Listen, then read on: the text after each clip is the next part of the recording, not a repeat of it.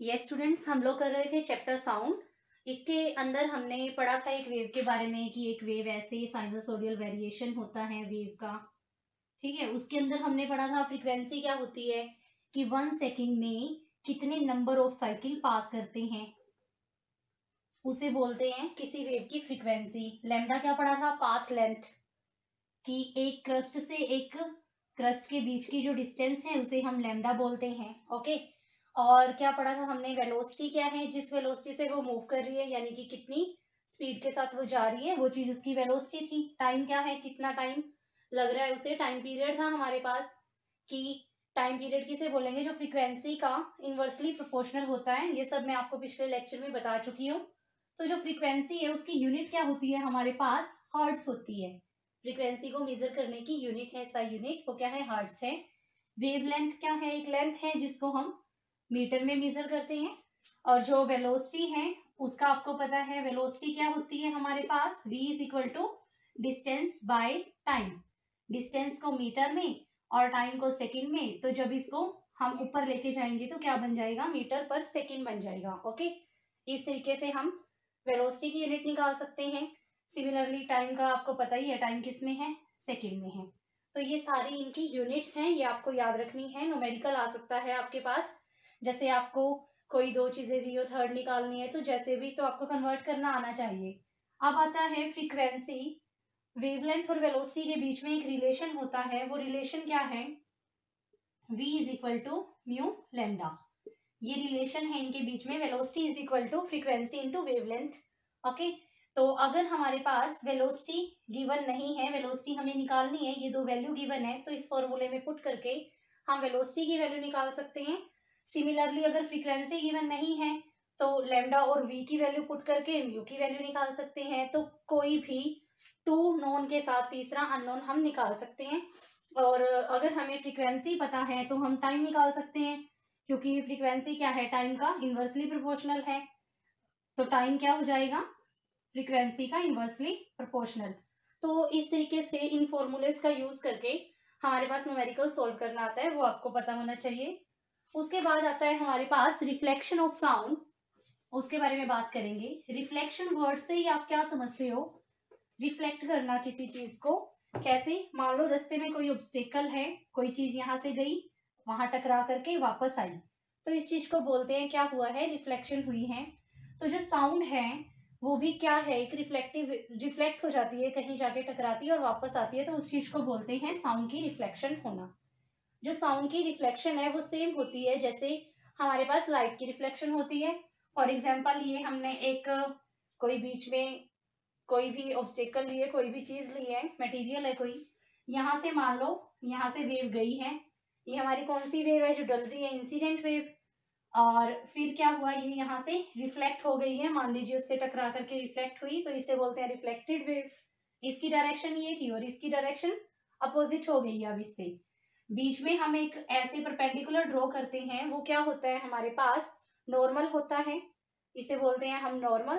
Okay, तो जो sound wave है इसमें भी लाइट ऑफ रिफ्लेक्शन का रूल ही यूज होता है, यानी कि इंसिडेंट वेव है या रे है वो, और जो नॉर्मल है और जो रिफ्लेक्टेड रे है, तीनों के तीनों क्या होते हैं, सेम प्लेन में लाई करते हैं। ओके, सेम प्लेन होता है तीनों का, अलग मीडियम नहीं आता है, एक ही प्लेन एक ही तरफ रहेगा। मान लीजिए मीडियम की इस तरफ है तो इस तरफ ही काम हो रहा है, ऐसा नहीं है कि ये उस तरफ चली गई है, ऐसा नहीं होता। सिर्फ एक ही हमारे पास क्या होता है, इसका एक ही तरफ एक ही मीडियम होगा। ओके, एक ही मीडियम में लाई करेगा, एक ही सरफेस पे लाई करेंगे, नॉर्मल, इंसिडेंट रे और रिफ्लेक्टेड रे। ये कंसेप्ट था हमारे पास रिफ्लेक्शन का। रिफ्लेक्शन से आप लोग समझ ही गए हो कि रिफ्लेक्शन क्या है, कि कोई चीज क्या हो रही है, किसी ऑब्स्टेकल से स्ट्राइक करके वापस जब आ रही है, उस चीज को बोलते हैं कि इसकी रिफ्लेक्शन हुई है। ओके, नेक्स्ट हमारे पास आता है इको। इको वर्ड का क्या मतलब है, इको साउंड से ही रिलेटेड है। जैसे ही कोई चीज मान लीजिए यहाँ पर गई एक साउंड वेव और यहाँ से टकरा के वापस आई, कुछ टाइम बाद हमें उसकी आवाज सुनाई देना, जैसे कि हम कहीं जगह जाके किसी बंद रूम में ऐसे जाकर के अपना नाम बोलते हैं, तो हमें वो नाम रिपीट होके सुनाई देता है ना, जैसे मैंने अभी बोला, और मेरे को कुछ सेकंड, मतलब सेकंड का कुछ पार्ट ही लगेगा वो, कि दोबारा से अपना नाम सुनाई देना।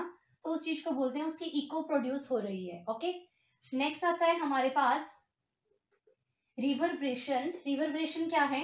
मल्टीपल रिफ्लेक्शंस होती हैं, जहां पे multiple reflections,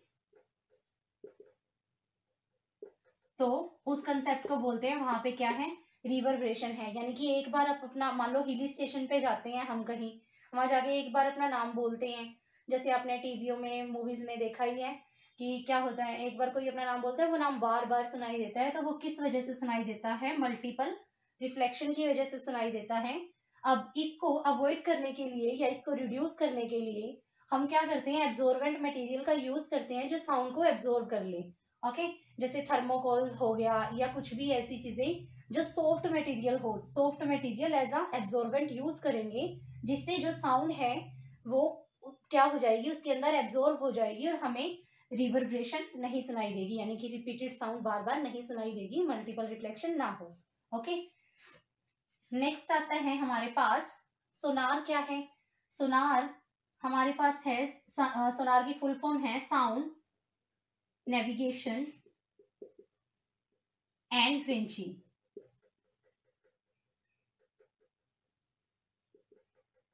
sound navigation and ranging, ये इसकी फुल फॉर्म है। इसका यूज कैसे होता है, कहाँ पे होता है? जैसे जो शिप्स हैं, जो समुद्र में जहाज चलते हैं, वो वहां पे इसको यूज किया जाता है। वहां से क्या होता है, वेव सिग्नल भेजा जाता है, वेव सिग्नल जाकर के नीचे टकरा के किसी चीज से बैक आता है। वो क्या बताता है कि नीचे कोई चट्टान तो नहीं है या कोई दूसरा शिप तो नहीं है, या फिर जो सी है उसकी डेप्थ पता करनी हो, तो इस मेथड का यूज करते हैं। सोनार की हेल्प से हमें समुद्र की जो गहराई है उसका पता चलता है, या कोई चीज उससे हमारे शिप से कितनी दूरी पे है उसका पता चलता है। इसके अंदर क्या होता है, तीन चीजें आती हैं। फर्स्ट क्या होता है हमारे पास, जो सेंड कर रहा है सिग्नल, ओके, सेंड करने वाला होता है, और सेंडर हो गया।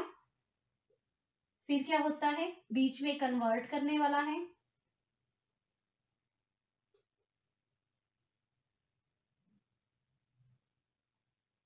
कन्वर्टर आ जाएगा, और एक क्या होता है हमारे पास, ट्रांसमीटर।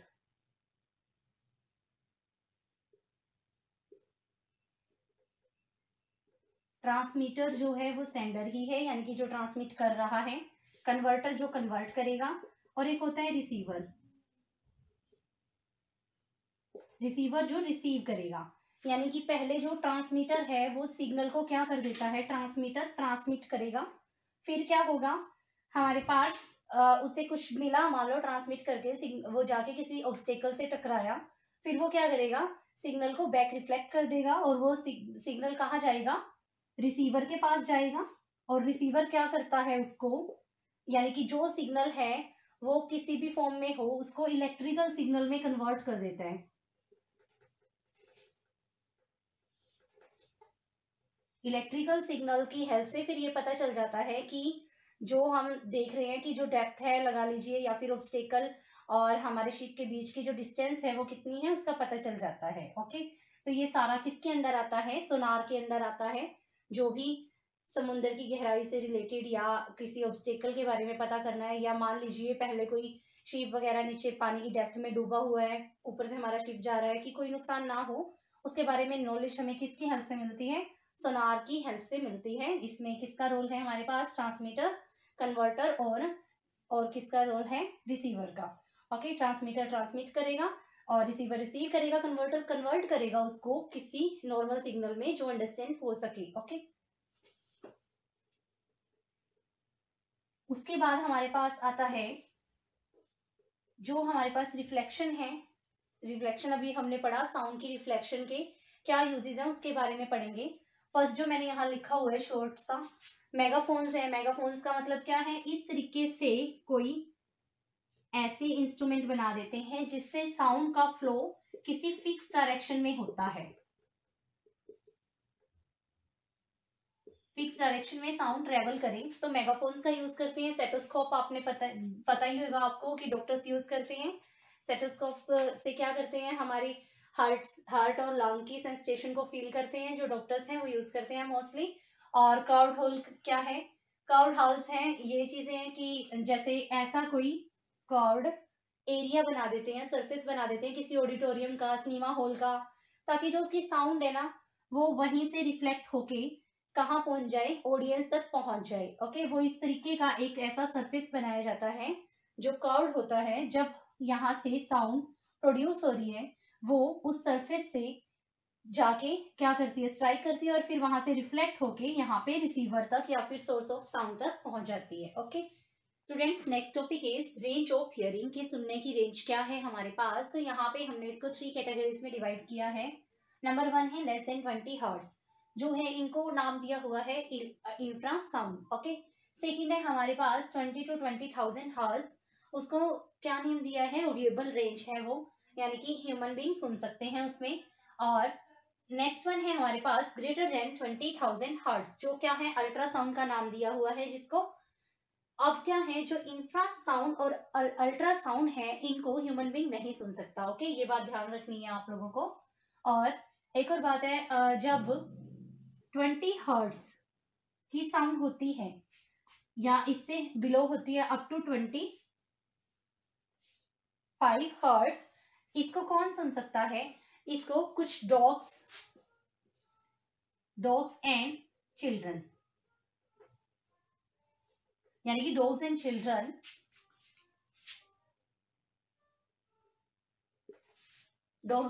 क्या कर सकते हैं, ऑडिएबल हैं कितनी साउंड के लिए, 25 हर्ट्ज के लिए। ओके, लेकिन जैसे ही बड़े होते जाते हैं हमारे ईयर मोर सेंसिटिव होते जाते हैं, तो यानी कि वो उनकी रेंज क्या हो जाती है, 20 हर्ट्ज टू 20,000 हर्ट्ज, यानी कि इतना ही सुन पाएंगे, तो इससे लेस वाली नहीं सुन पाएंगे, या 20,000 हर्ट्ज के अबोव वाली नहीं सुन पाएंगे। ओके, उसके बाद बात आती है हमारे पास ग्रेटर देन 20,000 हर्ट्ज, तो उनको अल्ट्रासाउंड बोलेंगे हम।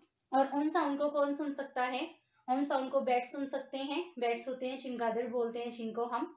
ओके, और रैट्स भी प्ले करते हैं आपस में, मतलब वो भी इस अल्ट्रासाउंड के थ्रू करते हैं जो हमें नहीं सुनाई देती। ओके, और जो इंफ्रा साउंड है उनमें आते हैं राइनासोर्स आते हैं, वेल्स आती हैं। ओके, और अल्ट्रा में डॉल्फिन आ गया हमारे पास, रेड्स आ गया, बैट्स आ गया। और यहाँ पे क्या बताया मैंने आपको, याद रखना है आप लोगों को, वेल्स बताया मैंने आपको, इंफ्रारेड में वेल्स आया है, और वेल्स के साथ क्या आएगा, राइनासोर्स। ओके, जो नियर अबाउट 5 हर्ट्ज तक की साउंड को भी सुन सकते हैं, प्रोड्यूस करते हैं, जो हमें नहीं सुनाई देती। ओके, उसके बाद हमारे पास बात आती है कि साउंड कितने टाइम तक प्रसिस्ट रहती है हमारे माइंड के अंदर, तो उसका टाइम क्या है, 0.1 सेकेंड है। 0.1 सेकेंड तक कोई भी साउंड हमारे माइंड के अंदर प्रसिस्ट रहेगी। ओके, अब बात आती है इको कब प्रोड्यूस होती है, जब किसी ऑब्स्टेकल और सोर्स के बीच की डिस्टेंस कितनी हो, 17.2 हो, तब तक ही हमें कोई इको सुनाई देगी, तभी हमें इको सुनाई देगी। अगर इससे लेस डिस्टेंस होती है, यानी कि मिनिमम इतना होना चाहिए, अगर इससे लेस है तो इको प्रोड्यूस नहीं होगी, यानी कि वो साउंड जाके हमें वापस ऐसे सुनाई नहीं देगी। ओके, उसके बाद हमारे पास नेक्स्ट आता है एप्लीकेशन ऑफ अल्ट्रासाउंड, की अल्ट्रासाउंड की एप्लीकेशंस क्या हैं। अब अल्ट्रासाउंड है जो, इसका कहाँ कहाँ यूज होता है उसके बारे में पढ़ेंगे। तो जो फर्स्ट वन है हमारे पास, ये क्या है, क्लीनिंग के लिए। मान लीजिए कोई ऐसी शेप का कोई मटेरियल बना हुआ है, ऐसी कर्व्ड शेप है, ऐसे कुछ है, तो उसकी क्लीनिंग के लिए अल्ट्रासाउंड को यूज किया जाता है। सेकेंड वन है, कोई भी मेटल की चीज है उसके अंदर क्रैक है, उसको पता करने के लिए ऐसे करते हैं। मान लीजिए मेटल का एक बॉक्स रखा है, एक मेटल का मटेरियल है, मान लीजिए किसी बिल्डिंग वगैरह में मटेरियल लगाते हैं तो उनको चेकिंग किया जाता है कि इस मटेरियल में कोई कमी तो नहीं है, तो वो अल्ट्रासाउंड से चेक किया जाता है। यहाँ से अल्ट्रासाउंड को ट्रांसमिट किया गया, छोड़ा गया, और वहां पे डिटेक्टर लग रहे हैं जो क्या करेगा, इसको डिटेक्ट करेगा कि यहाँ पे साउंड आई है या नहीं। तो जहां भी डिफेक्ट हुआ, मान लीजिए यहाँ कोई डिफेक्ट है, जैसे ही साउंड इस तक जाएगी वो बैक रिफ्लेक्ट हो जाएगी। ओके, यानी कि वो आगे क्या नहीं होगी, रिसीव नहीं होगी, और हमें पता चल जाएगा कि इस एरिया में क्या है, यहाँ पे डिफेक्ट आया है बीच में और उसको हम ठीक कर सकते हैं। तो यहाँ यूज हुआ है। और आपको पता है डॉक्टरी फील्ड में तो ये अल्ट्रासाउंड का बहुत सारे यूजेस हैं, आप बहुत अच्छे से जानते हो कि हमारी किडनीज वगैरह में स्टोन वगैरह चेक करने के लिए, और भी स्टमक की कितनी सारी प्रॉब्लम्स को देखने के लिए, इंटरनल ऑर्गन्स की चेकिंग के लिए, और बहुत सारी ऐसी चीजें हैं जिनमें अल्ट्रासाउंड का यूज होता है। आप सुनते ही हो डेली टू डेली लाइफ में, प्रेगनेंसी के दौरान कितनी बार अल्ट्रासाउंड करवाया जाता है। और स्टोन्स का मैं आपको बता चुकी हूँ। अदर बहुत सारी जो भी हमारी बॉडी के अंदर इंटरनल कोई प्रॉब्लम होती है, उसका पता करने के लिए हम किसका यूज करते हैं, अल्ट्रासाउंड का यूज करते हैं। मतलब डॉक्टर्स अल्ट्रासाउंड का यूज करते हैं। ये इसकी कुछ एप्लीकेशन थी हमारे पास। लास्ट जो हमारा टॉपिक है वो आता है कि ह्यूमन ईयर की स्ट्रक्चर क्या है और उसका क्या क्या रोल है, कहाँ पे कितना पार्ट है, कौन सी चीज का क्या रोल है, उसके बारे में पढ़ेंगे। तो जो ह्यूमन ईयर है उसकी स्ट्रक्चर आपको बाहर से देखने में ऐसी लगती है ऐसी। अंदर जाकर के ये थोड़ा सा इस तरीके से बन रहा होता है। तो जो ये वाला चीज है इसे बोलते हैं आउटर ईयर, और जो ये बीच वाला है इसे बोलते हैं मिड ईयर, और जो ये वाला पार्ट है इसे बोलते हैं इनर ईयर। अब इनके रोल क्या है? तो आउटर ईयर है उसका काम क्या होता है, साउंड सिग्नल्स को रिसीव करना। कि ये क्या करेगा, साउंड सिग्नल को रिसीव करेगा, इसे रिसीवर बोलेंगे। नेक्स्ट है मिड ईयर, जो क्या करेगा, ट्रांसमिट करेगा, इसको बोलेंगे ट्रांसमीटर। ओके, जो क्या कर रहा है, सिग्नल को इनर ईयर के पास ट्रांसफर करेगा। फिर इनर ईयर क्या करेगा, कन्वर्ट करेगा साउंड सिग्नल को इलेक्ट्रिक सिग्नल में। यानी कि ये क्या करता है, कन्वर्ट करता है इलेक्ट्रिक सिग्नल के अंदर किसको, साउंड सिग्नल को, और किसको सेंड कर देता है सिग्नल को, ब्रेन को, जिसकी वजह से हम सुन पाते हैं। तो ये रोल थे हमारे पास ह्यूमन ईयर के, कि ह्यूमन ईयर के अंदर 3 पार्ट हैं। उनके काम क्या है, एक का काम रिसीव करना है, एक का काम ट्रांसमिट करना है, एक का काम कन्वर्ट करना है सिग्नल को और ब्रेन के पास छोड़ देना है। ओके।